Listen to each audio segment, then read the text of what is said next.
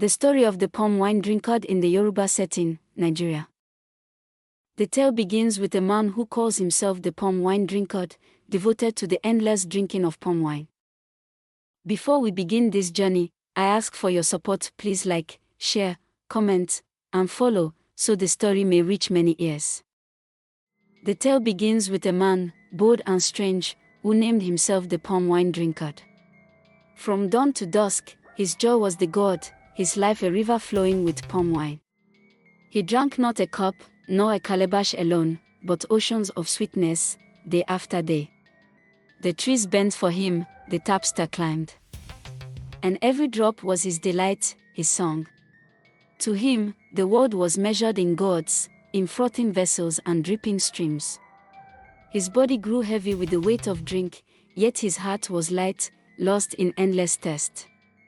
So begins the wandering of a man whose hunger was never for food, but for the golden spirit of the palm, the wine that made his soul dance and dream. His joy flowed not from his own hand, but from the tapster who danced upon the palms. High above, among swaying fronds, the tapster pierced the tree's secret veins, and from its heart, sweet wine descended. Each god brimmed with laughter, each drop a sound of delight. The drinkard's world was filled and fed by the one who climbed, who tapped, who gave. The unseen hand behind his happiness. When the tapster fell into the arms of death, the trees stood silent, their mouths sealed tight. No wine dripped, no gourd filled, and the calabash lay hollow in the dust. The drinkard's lips, once sweet with foam, now cracked with thirst and sorrow. His laughter faded like a drum with no hands to beat it, for without the tapster, the world itself tasted bitter, and his joy was broken like a calabash dropped on stone.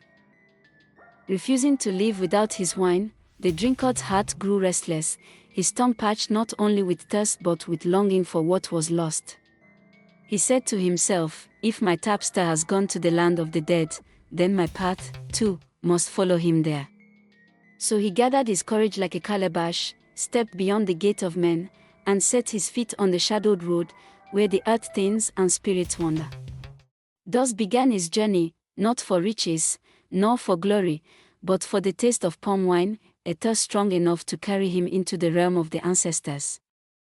His path takes him through surreal, dreamlike lands, forests of spirits, markets of the dead, and towns of monsters. His path stretched beyond the borders of the known world, into forests where spirits moved like shadows of the wind, where every tree whispered secrets of the unseen. He wandered through markets of the dead, where silence was louder than drums, and the traders battered not with coins, but with memories, bones, and dreams. From there, he entered towns of monsters, where faces were stitched for many creatures, and the air itself seemed to breathe with fear. Yet even in their strangeness, lessons waited. Hidden in the jaws of terror, glimmering in the eyes of the unknown. On his road through forest no man had mapped, he met beings the world of daylight could not hold.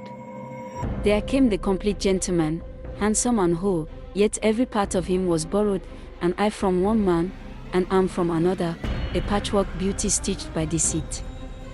Further on, the path grew long as the shadows stretched, and there rose spirits without end, bodies tall as trees, necks climbing to the clouds, legs that reached beyond sight, each step shaking the ground like thunder. And among them lurked creatures of cunning shape, with riddles sharper than spears, with tricks and trials that sought to snare his soul. They tested his courage. They weighed his wit like gold on a market scale, and only by daring heart and clever tongue could he pass their unseen gates. Each encounter was a doorway, opening into a world both wondrous and strange. In one moment, the path was filled with laughter, spirits dancing like neighbors at a festival.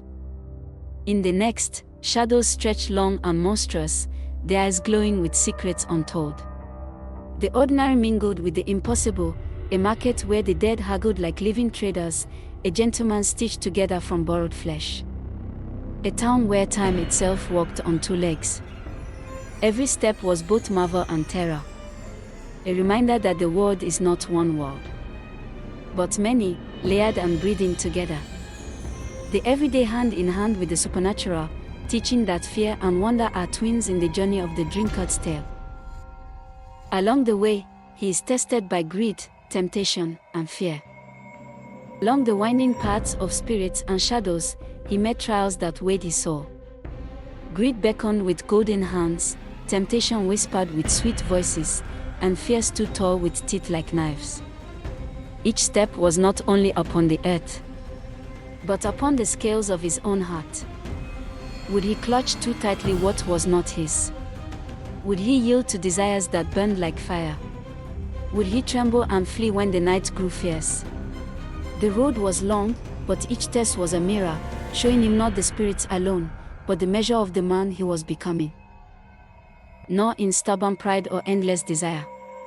It lives in cunning, in the clever turn of thought, in humility, bowing when the world demands, and in reverence for powers unseen, those spirits, forces, and mysteries that weave through the earth and sky, guiding the paths of men who dare to walk beyond the known.